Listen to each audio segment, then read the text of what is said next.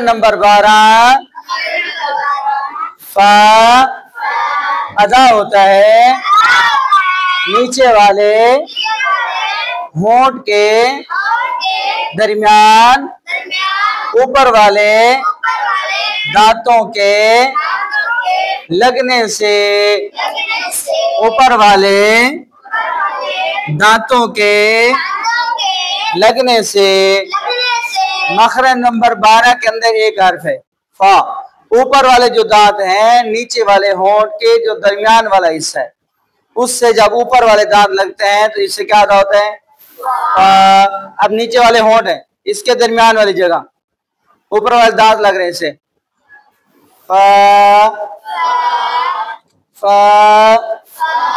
अदा होता है नीचे वाले होंठ के दरमियान ऊपर वाले दांतों के लगने से। इसकी उर्दू थोड़ी अजीब तरीके की लिखी हुई है इस वजह से कि इन चीजों को आपस में मिलाना है। लगने से, लगने से, लगने से, गोल करने से आखिर में आ रहा है, समझ आई?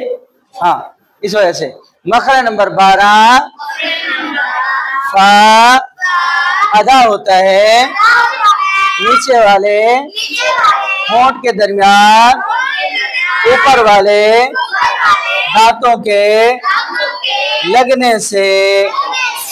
मखरज नंबर 12 फा अदा होता है नीचे वाले होंठ के दरमियान ऊपर वाले दांतों के लगने से।